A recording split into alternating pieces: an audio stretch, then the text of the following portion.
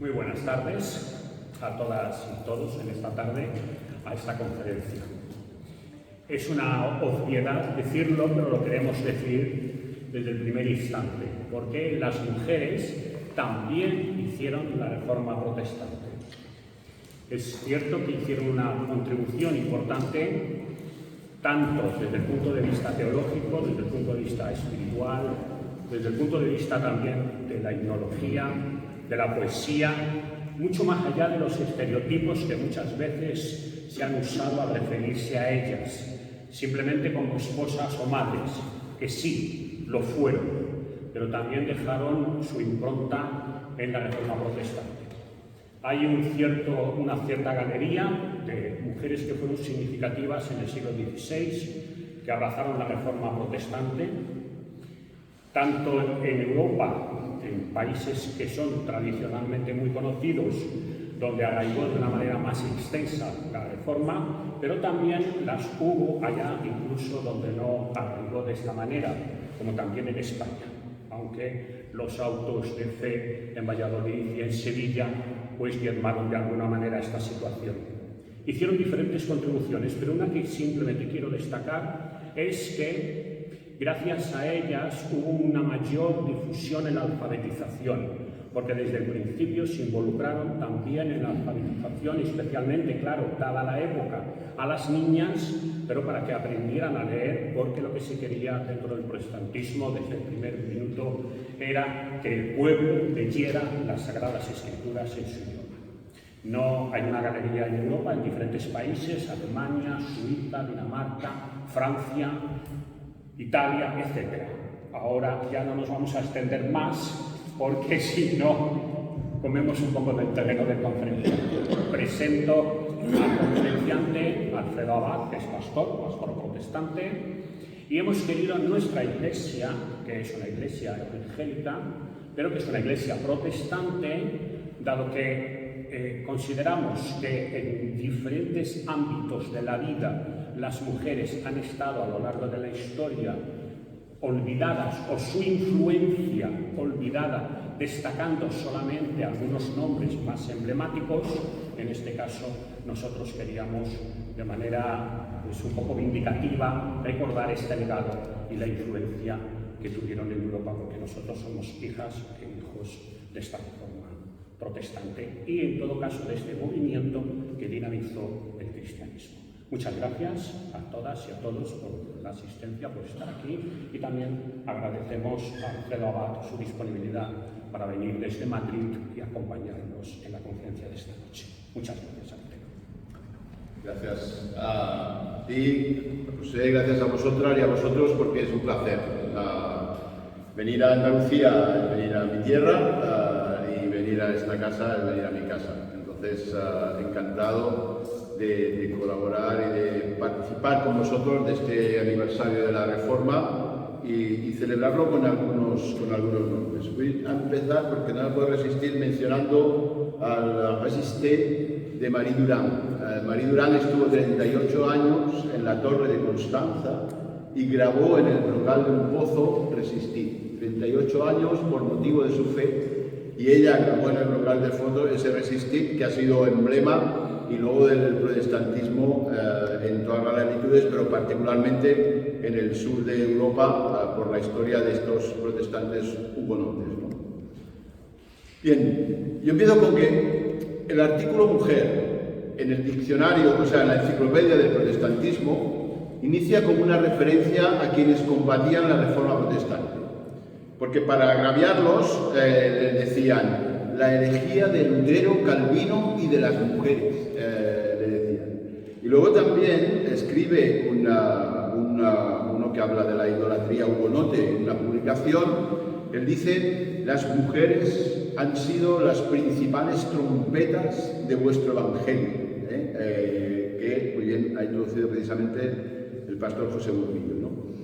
Porque realmente en la difusión y en la profundización de la fe protestante hubo una participación tanto masculina como femenina.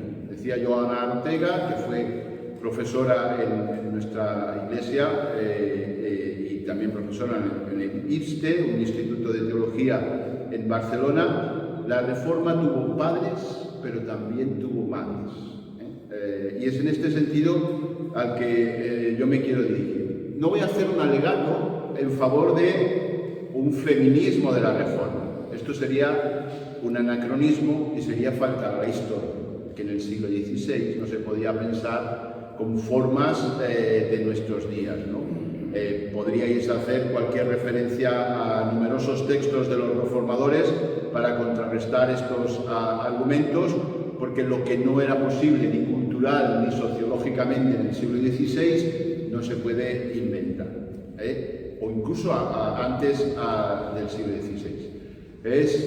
Marianne Carbonnier, de la Iglesia de Francia, de la Iglesia protestante en Francia, dice: la emancipación de las mujeres no estaba en la agenda de los reformadores.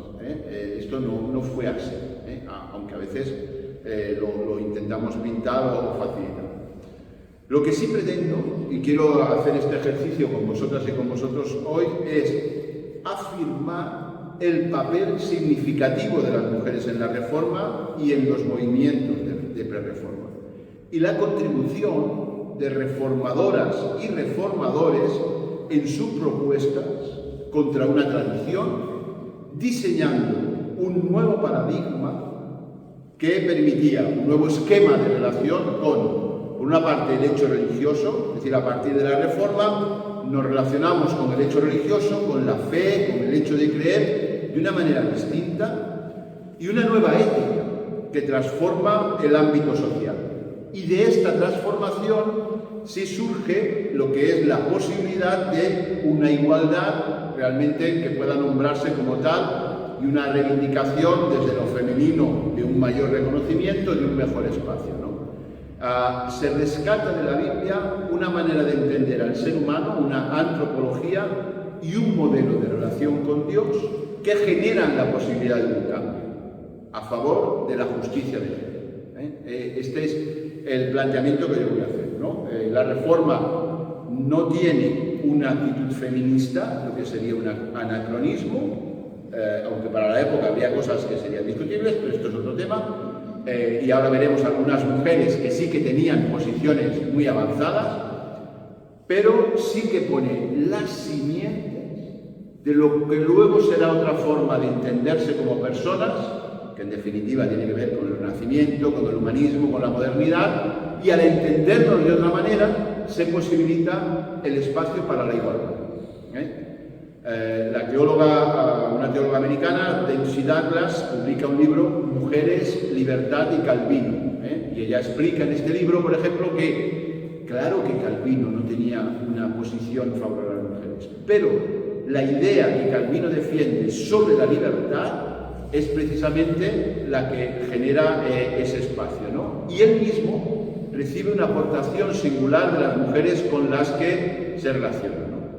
Por ejemplo, entre los elementos que configuran este nuevo esquema de relación está el hecho de que se rehabilite el matrimonio.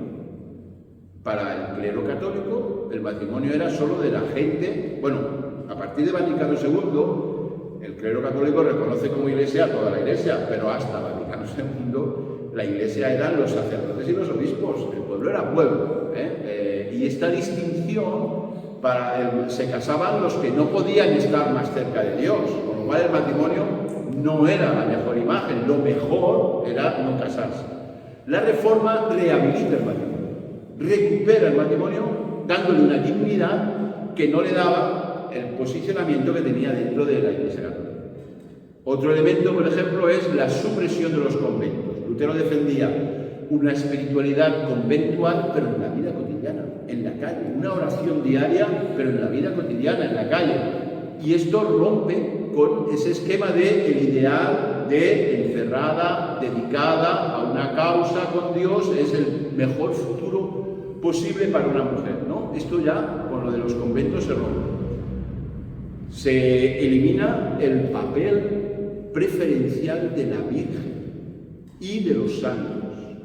Y también se cuestiona el lugar de lo virginal como modelo ideal, porque la virginidad de María ya no es perpetua, sino que está solo ligada en la confesión de fe al nacimiento de Jesús, pero desaparece. Entonces, esto pone en cuestión elementos que hacían que el ideal de mujer era el ideal de mujer pura, virgen y santa. Con lo cual, la mujer estaba muy sujeta a unos esquemas que encerraban. Y la Reforma no es que haya generado esas, pero rompe las ataduras. Y al romper las ataduras se generan esos espacios de libertad, porque ya lo virginal no es tan sagrado, ni la santidad es lo más importante para la relación con Dios. Por ejemplo, esto dará la frontera, el suprimir la frontera entre clero y laicos.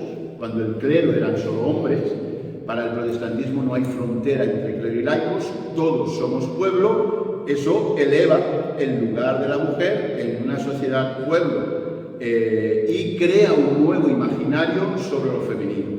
Son los elementos que de forma dicha más teórica es el sacerdocio universal de todos los creyentes, esto incluye a las mujeres, la lectura libre de la Escritura, esto incluye a las mujeres, y la necesidad, como también ha explicado José, de que cada uno y cada una la lea en su propia lengua para tener una relación con Dios personal. Eso incluye a hombres y mujeres, porque antes todo estaba mediatizado por el sacerdocio. Entonces, este es el tipo de elemento, ¿no? O la justificación por la fe es la justificación por la fe de cada persona, no por lo que diga la Iglesia, ¿no? En general, la ruptura de mediaciones, es verdad que luego veremos fomentar, si hacemos una crítica, el individualismo, pero si cada uno es una persona delante de Dios, eso iguala a las personas en dignidad y en capacidad de reconocer la acción del Espíritu en cada persona.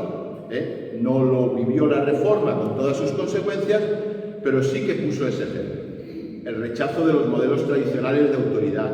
Si ya la autoridad no dependía de una verticalidad, sino que era más horizontal, eso genera un espacio de convivencia distinto, porque ya es la asamblea del sínodo donde participan mujeres y hombres quien decide, y no la verticalidad jerárquica, que es la que dice el contacto con Dios, ¿no? Esto en realidad está en la base de lo que teóricamente se puede llamar otro modelo de lo que es la persona, antropológico, ¿no? Que es el cambio en el diálogo con la modernidad.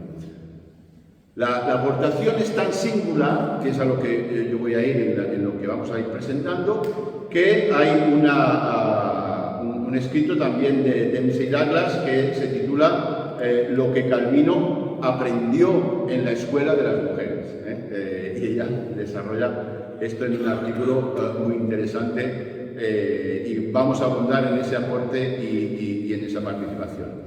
Si a alguno le interesa, aunque es en alemán, Werner, pero si alguien habla alemán, se puede traducir fácil. Hay una web que se hizo con el 500 aniversario de la Reforma, el Frauen und Reformation, Mujeres y Reforma, que explica en un mapa cuáles eran las mujeres en cada uno en 1400, siglo XIV, 1500, 1600, siglo XVI, llega hasta el siglo XX señalando mujeres. Y ves cada vez una biografía. Y lo más importante es que en cada biografía lo que nos informa de esas mujeres es cuál fue su contribución al movimiento de la Reforma.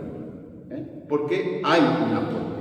Y en esto es en lo que nos vamos a centrar, ¿no? Muchas veces cuando se ha hablado de la Reforma, y también lo ha dicho José, se ha hablado de mujeres, de madres, de esposas, que lo hacían muy bien como esposas y como madres. Vale, esto es una identidad de la que hay que estar orgulloso. Yo estoy muy orgulloso de ser padre y de ser hijo y de ser nieto y todo lo que queramos. Pero no es todo lo que me identifica y todo lo que dice cuál es mi identidad. Y respecto de las mujeres, muchas veces se ha restringido al hablar de las mujeres en la Reforma, pues de la mujer de Calvino, de Idalén de Bourg, de Caterina Bombora, de la mujer de Lutero y de lo bien que contribuyeron. Valorando que eso es importante, no es lo único importante, ¿no? Ahora, en una publicación reciente que se llama Ungidas, una teóloga católica, Mariola López, habla de cómo a lo largo del Nuevo Testamento vemos la espiritualidad de esas mujeres. Y ella explica que el propio Jesús profundiza su experiencia de Dios a partir de determinados encuentros con las mujeres.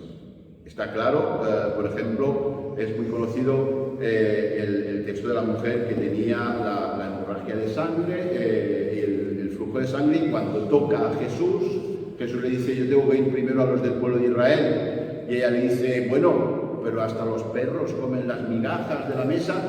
Y Jesús cambia y la sana. Esa mujer influyó en la manera de Jesús de percibir la relación con Dios. Las Marta y María, que practican la acogida, porque dice esta autora, Mariola López, dice: estas cosas, sirviendo la mesa, lavando los pies, no se la enseñaron ni los rabinos ni los maestros de la ley. Se las enseñaron Marta y María, se las enseñó María su madre, se las enseñó aquellas mujeres con las que él se cruzó, y explica un poco este aprendizaje del propio Jesús, ¿no? Jesús reconoció en los gestos de estas mujeres la manera de proceder de Dios, ¿no? Es la propuesta de esta autora, y yo creo que en las mujeres, en torno al movimiento de la Reforma Protestante, se puede reconocer una contribución y un aprendizaje sin el cual no hubiera sido lo mismo. Si vamos muy antes a los movimientos de pre-reforma, ya hay mujeres muy significativas, por ejemplo en el siglo XII, como Hildegarda von Bingen, que escribe himnos, poemas, habla de medicina, de poesía, música, era predicadora, mantenía correspondencia con el Papa y con diferentes líderes de la Iglesia, y escribió libros sobre sus experiencias místicas, ¿no? Trabaja la Biblia, trabaja la teología y se enfrenta a lo que era el silencio de las mujeres en la Iglesia. Podría citar también de esa época, siglo XIV y XV, antes de la Reforma, a Cristina de Pizan, en Venecia, o sea, de origen veneciano, pero trabajando en Francia, que protesta por el trato diferente que reciben las mujeres escritoras frente a los hombres escritores. Y llamó la atención sobre la cuestión de la autoridad de los hombres letrados, que consideraban inferiores a las mujeres. Siglo XIV y siglo XV está escribiendo Cristina de Pizan sobre esta cuestión, ¿no? Y también escribió para demostrar los aspectos positivos de las mujeres, empezando por las mujeres de la Biblia, la antigüedad clásica o la historia de la Iglesia. Había esta puesta en valor de estas mujeres antes ya de la Reforma. En torno a Juan Hus en Bohemia podría citar 4 o 5. No quiero cargaros tampoco mucho de nombres. Yo hice un estudio sobre mujeres que fuimos publicando en una revista y tengo 100 mujeres entre los siglos XIV al XVI con un aporte significativo en la historia de la Reforma. No son una ni dos, y aquí no es. Y para terminar esta introducción, quiero mencionar a Caterina Zell, que fue una de las defensoras de Lutero. Y cuando su esposo fue excomulgado por casarse con ella publicó una carta al obispo en defensa del matrimonio de los pastores. Y les dijo: ¿me recuerdas al apóstol Pablo cuando habló del silencio de las mujeres en la Iglesia? Pero quiero recordarte que el propio apóstol Pablo, que habla del silencio de las mujeres, también habla en Gálatas de que no hay hombre ni mujer. Y también habla de la profecía del profeta Joel: pondré mi espíritu en toda carne y vuestros hijos y vuestras hijas profetizarán. Siglo XVI, Caterina Zell. Dice Caterina: yo no pretendo ser Juan el Bautista exhortando a los fariseos. No quiero ser Natán denunciando a David. Solo aspiro a ser el asna de Balaam castigando a su amo. Es decir, hace esta fuerte ironía, ¿no? Ella tenía el anhelo de ser una voz profética. Es decir, tenía algo que decir y tenía algo que aportar, y por eso. Bien, he desarrollado un poco más la Reforma en España, que como bien ha mencionado, y lo voy a hacer sobre todo con una figura emblemática, y desde ahí partimos un poco, ¿no? Voy a hacer luego también lo mismo con Europa, para no dispersarnos en muchos nombres. En la Reforma en España, la teóloga Lidia Rodríguez apunta que había que hablar de varias reformas, porque es verdad que en el desarrollo de la Reforma La reforma de Ginebra con Juan Calvino fue una, pero incluso dentro de Suiza, la de Zúrich con Ulrico Zwinglio fue otra distinta, o la de Estrasburgo con Bucero, es decir, ya dentro Alemania con Lutero, es decir, John Knox en Escocia, hay diferentes modos de encarar la reforma, la Iglesia anglicana, todavía más diferente, ¿no?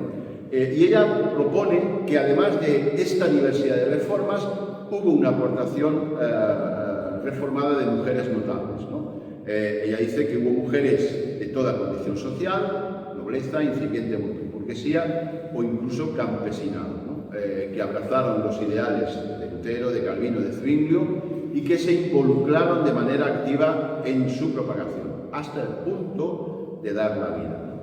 Esta contribución que cita la profesora Lidia Rodríguez también fue significativa en la Reforma española en el siglo XVI. También tenemos una historia de mujeres, ¿no? La primera cosa que quiero mencionar es que España tuvo una reina protestante. Es verdad que solo en el Reino de Navarra, pero España, que se dice católica de toda la historia y de toda la vida, tuvo una reina protestante en un reino que fue protestante, el Reino de Navarra, Juana de Albret.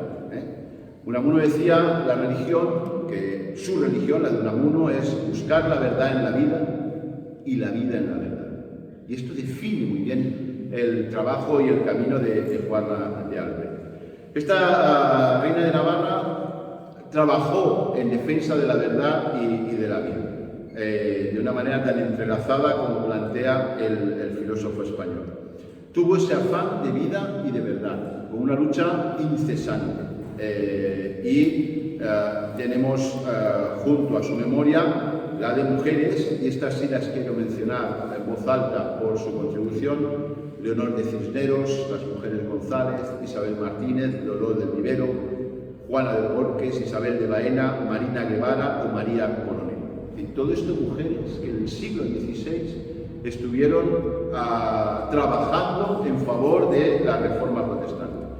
Muy desconocidas, pero artífices de la Reforma en el siglo XVI, poniendo sus casas, recibiendo los libros que les traían Julianillo Hernández, predicando, defendiendo su fe en la hoguera, como veremos ahora un ejemplo, y en cualquier caso acompañando hasta el final la obra de la libertad de creer, que era a lo que ellas se empeñaron.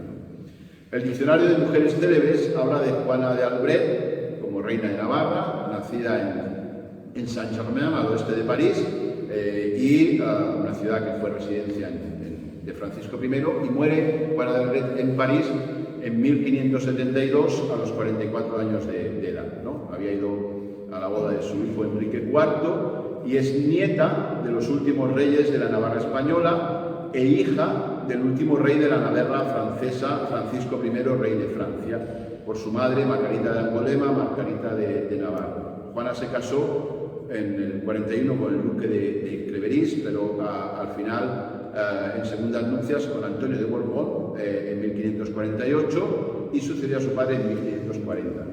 A la muerte de su esposo reinó sola y se relacionó también con el reformador sevillano del siglo XVI, Antonio del Corro, a quien se llevó al Reino de Navarra a enseñarle español a su hijo.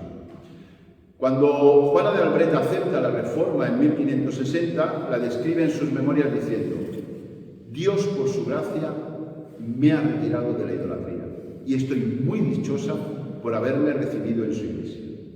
En Navidad, el día de Navidad de 1560, anuncia su conversión al protestantismo y dice: el calvinismo enseña lo que Dios enseña tal como se encuentra en la Biblia. Su propia madre, Margarita de Navarra, no había sido capaz de tomar esta decisión, pero ella sí la toma, enfrentándose a Felipe II en España y a su tío Francisco I en Francia. Margarita de Navarra, aún así, había promovido la publicación del Nuevo Testamento en lengua francesa, la primera traducción del Nuevo Testamento en lengua francesa en 1523. Y cuando le acusaba un cardenal de estar imponiendo una nueva religión, ella decía: no estoy implantando una nueva religión, estoy restaurando la antigua. vuestros débiles argumentos no me hacen entender. Y esto es muy bonito, dice, yo sigo a Beza, a Calvino y a otros solo tan lejos como ellos sigan la Escritura. Ni siquiera me afana en ello, ¿no? Si ellos siguen la Escritura, lo sigo a ellos, pero donde no sigan la Escritura, yo no lo sigo a ellos. Estas mujeres escribían y pensaban muy bien.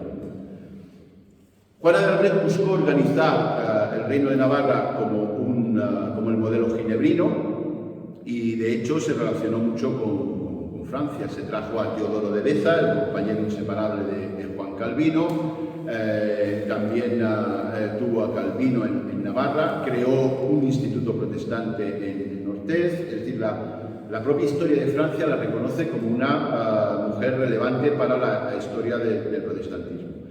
Y tuvo una reputación, siglo XVI, guerras de religión, los que pasó con los hugonotes, es de los pocos gobernantes del siglo XVI que no llevó a nadie a la pena de muerte a causa de su religión.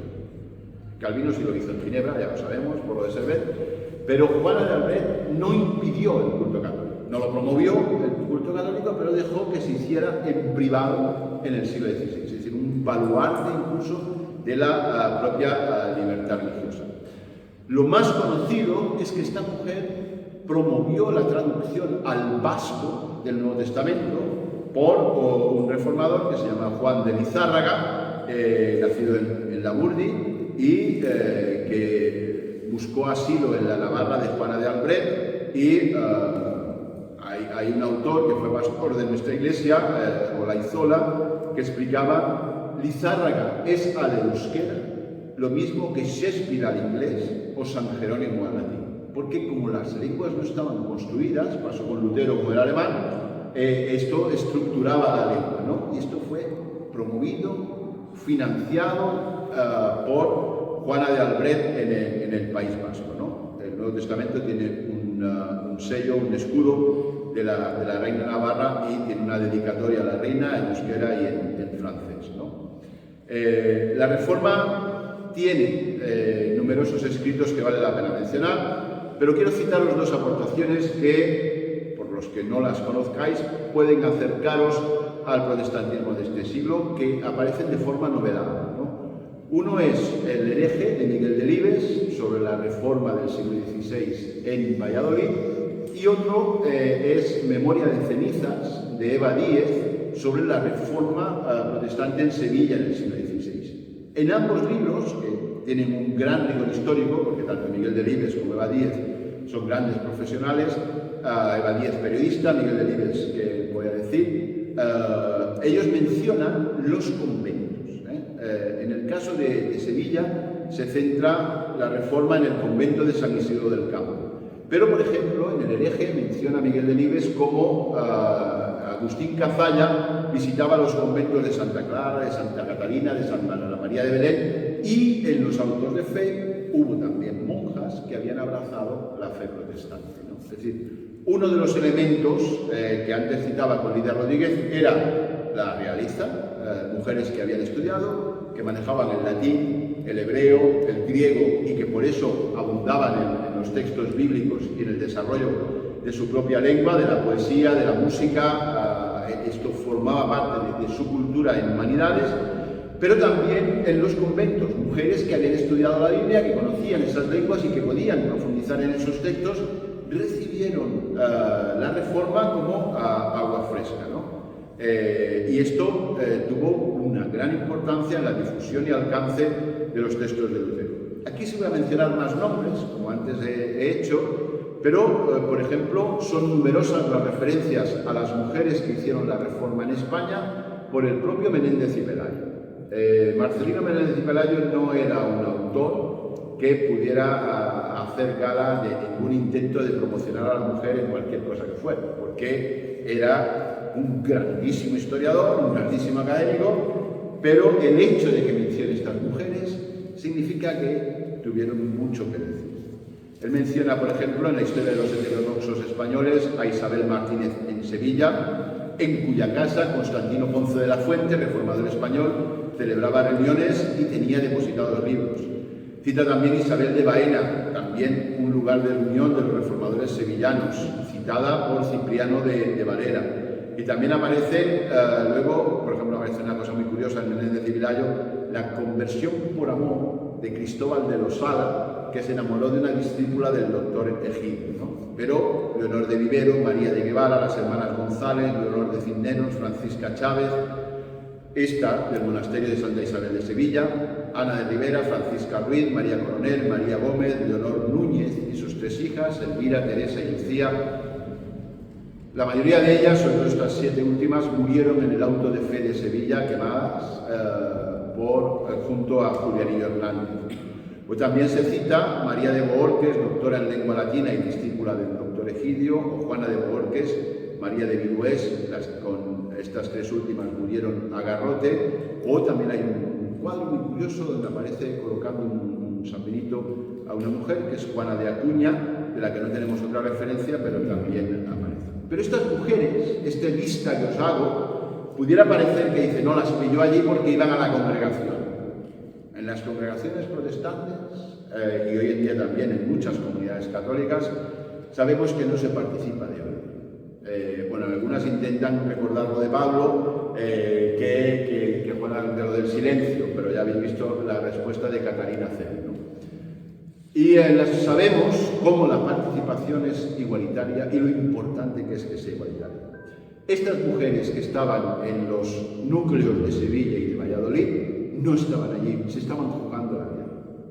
Y no estaban allí por casualidad, estaban allí porque habían estudiado, habían asimilado ese planteamiento doctrinal y lo estaban defendiendo. ¿Y por qué puedo decir esto? Porque precisamente los actas de la Inquisición, que revelan lo que pasó en cada uno de los suplicios que pasaron estas mujeres, revela cómo se pronunciaban. Y os traigo un solo ejemplo, el de María de Bohorques, ¿no? Pero es el caso de esas mujeres. Hay un historiador francés, un paréntesis antes de seguir, que trata en el siglo XVIII, hace un tratado de todos los nombres de las personas que sufrieron la persecución hugonote, ¿no? De los 164 nombres que cita, de personas que sufrieron el martirio en esta persecución francesa, 57 son mujeres. En estas 100 os digo, yo tengo algunas, pero fijaos la importancia, el número de esta participación en el compromiso de la defensa de su fe. Si la realiza por su formación académica, los conventos por la capacidad que tenían de leer la escritura y de acceder a las nuevas ideas, porque era uno de los canales de acceso a las nuevas ideas, eran importantes, mujeres de la nobleza, pero también de todo orden, participaron con este modelo de defensa de su fe que nos revelan las actas de la Inquisición. Cuando fue detenida, con la mayor seriedad confesó María de Bohorques desde el primer interrogatorio de los inquisidores, que era uno de los miembros de la congregación evangélica. Su conocimiento de las Escrituras, los documentos de la Inquisición dicen que sabía de memoria los evangelios y algunas obras teológicas reformadas, le proporcionó los medios de rechazar o rectificar con firmeza y facilidad todos los argumentos con los cuales los jueces procuraban envolverlo, ya que a veces les eran útiles para engañar o atemorizar a otros prisioneros. Defendió su fe, presentándola no como una invención de Lutero, sino como la verdadera doctrina cristiana rescatada por Lutero y sus compañeros entre las ruinas en que había sido soterrado durante siglos, exhortando a sus jueces, hace falta coraje, a que abrazaran esta nueva fe en lugar de perseguirla. La iban a meter en la hoguera y ella les dice, bueno, haríais mejor en escucharme y seguir esta manera de entender la fe que no de perseguir. Esto refleja el compromiso y la verdad de estas mujeres, ¿no? No solo estuvieron comprometidas en la acogida de estas comunidades, la difusión y conocimiento de los libros prohibidos, sino que era su fe, en la que se habían formado, en la que habían crecido, en la que pensaban y en la manera en la que entendían a Dios y su relación con Dios, ¿no? Otro proceso, lo citaré solo de pasada, es en 1532, el de María de Cazalla, con la Inquisición de Toledo por ser alumbrada, predicadora de la Sagrada Escritura. También Juana de Albret fue predicador. Hay incluso grabados, hay un grabadito en una miniatura de una Biblia en la que aparece subida en un púlpito Juana de Arco, ¿no? Una cosa más quiero mencionar. Hay un trabajo que recogí sobre Caterina Zell y Teresa de Ávila.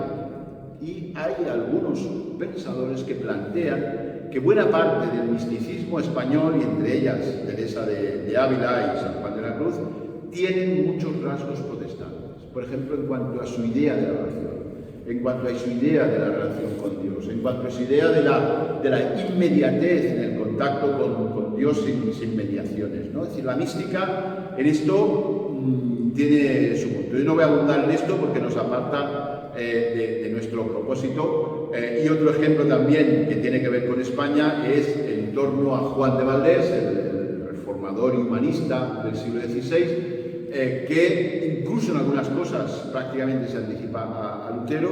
Él también tenía un círculo de mujeres en el que varias mujeres españolas e italianas trabajaban juntas los textos de la Escritura.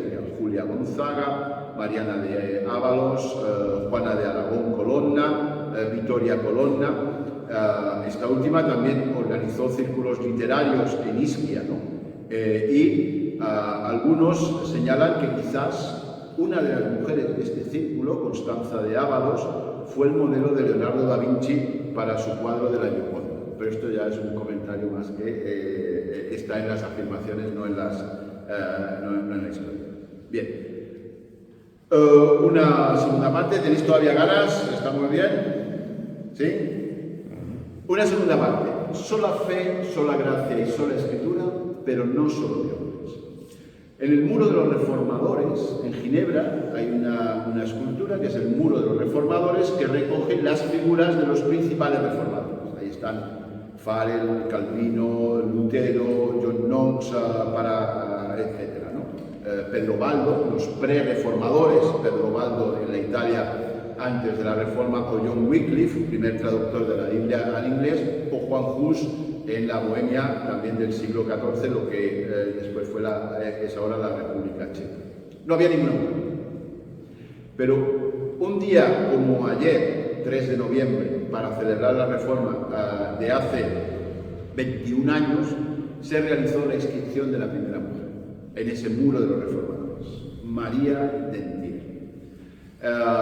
Esto es un hito importante porque da visibilidad y reconocimiento a lo que las mujeres contribuyeron a la Reforma, ¿no? María fue tenida en su tiempo, en el siglo XVI, como una mujer que influenciaba mal a su esposo, y algunos de sus escritos prácticamente se atribuyeron a su esposo, ¿no? Pero tiene sobre todo un texto, una carta a la reina de Navarra, en la que ella defiende el papel importante de las mujeres como historiadora y como teóloga, ¿no? Y como parte también de la reforma calvinista, ¿no? Estoy hablando ahora de una mujer que está más vinculada a Juan Calvino. Había otras muchas en torno a Lutero, o incluso en el siglo XIV en torno a Juan Hus en Bohemia, ¿no? Pero ya os digo que no quiero ampliar demasiado el horizonte de los nombres, sí quería citar a las españolas, ¿no?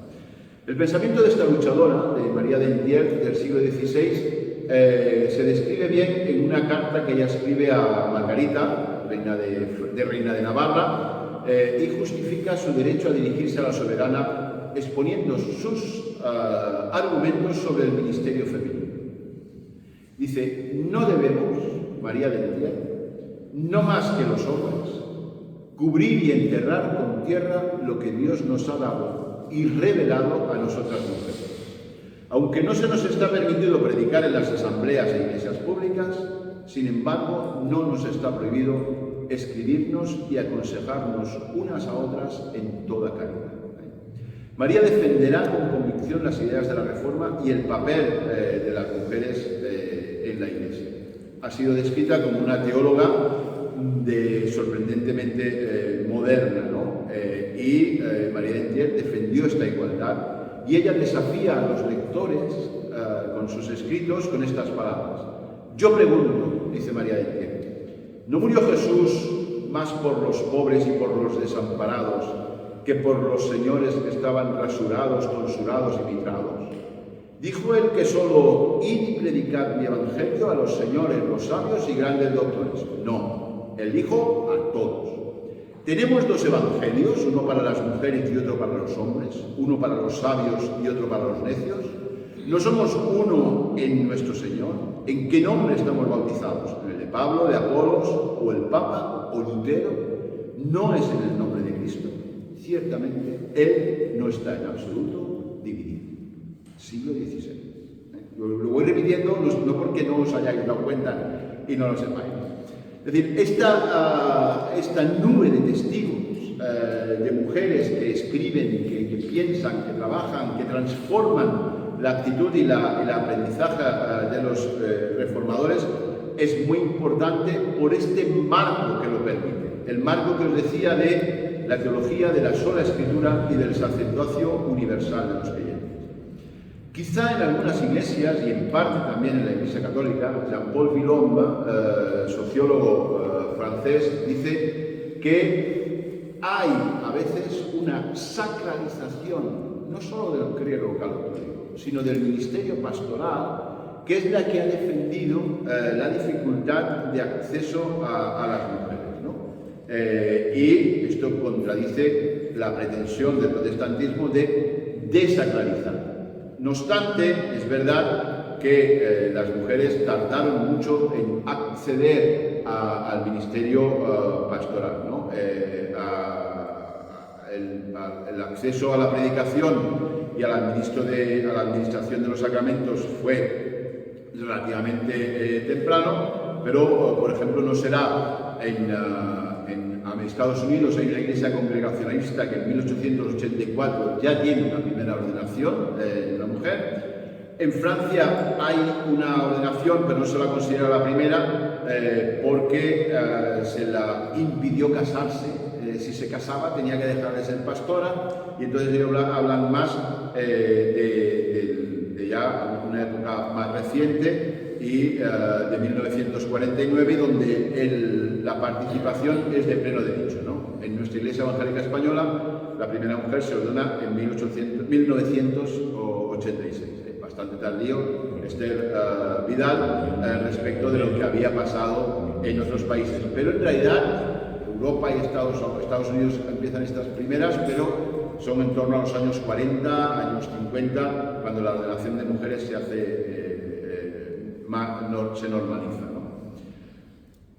Lo que a mí me parece importante como conclusión ya de este texto, para daros lugar a participar, a hacer preguntas o a discutir lo que he dicho en todos los ámbitos que queráis, la libertad profunda del alma y de la mente de estas mujeres hoy nos permite hacer visible lo que muchas veces he intentado ocultar y reclamar para las mujeres en general, a raíz de estos ejemplos, el derecho al tiempo y al espacio, el derecho al espacio público para ser quienes son y como son, defienden Margarita Pintos. Hoy hay en el Sínodo de los Obispos algunas mujeres españolas, entre ellas una que estudió con nosotros en la Facultad de Teología, defendiendo este avance en un reconocimiento y una mayor visibilidad a las mujeres, ¿no? Oremos y esperemos que esto también cambie y se transforme.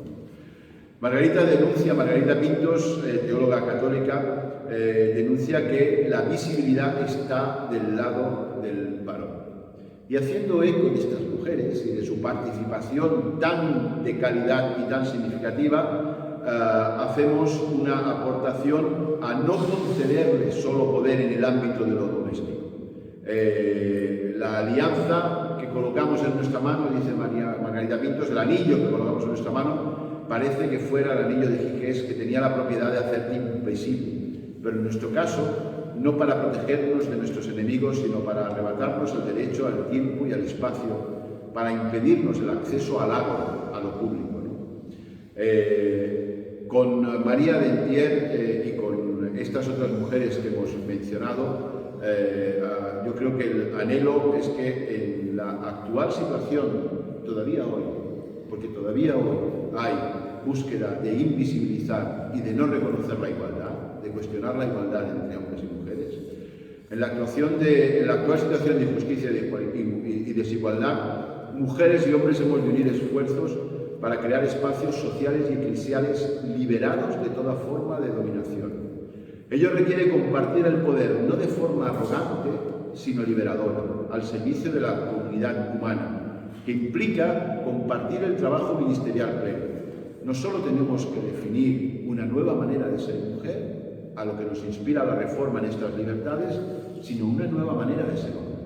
También tenemos que repasar nuestras masculinidades, porque tienden también a recoger todavía bebida de las fuentes de este pasado que denostamos, ¿no? Finalmente, hacernos visibles, pero no con la visibilidad de los primeros puestos de los escenarios del mundo, sino con la visibilidad de quienes luchan día a día por la justicia y son portadores de gracia y liberación. María de Entier reclama por vocación un lugar en el ágora para su época, como tantas mujeres en la historia de la fe cristiana y en la historia de las diferentes también religiones, ¿no? Un lugar en el ágora y en la palabra, no por ella misma ni para ella, sino por respeto a la voluntad de Dios y por dignidad de los atributos que Dios, en su infinita misericordia, quiso concederle a las mujeres. Es una decisión de Dios, no es una cuestión de derechos.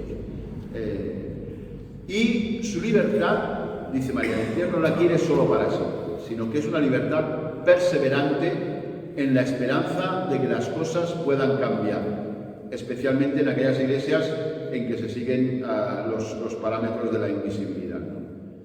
Dice María de Entier, y con esto termino, la razón principal de su carta a Margarita de Navarra. La razón principal, mi señora, que me ha movido para escribirle, es esperar que quiera Dios que las mujeres futuras no estén más tiempo así de despreciadas como en el pasado, porque Dios cada día cambia el corazón de su gente para lo mejor. Lo que ruego pronto esté por toda la tierra. Amén. Y muchas gracias.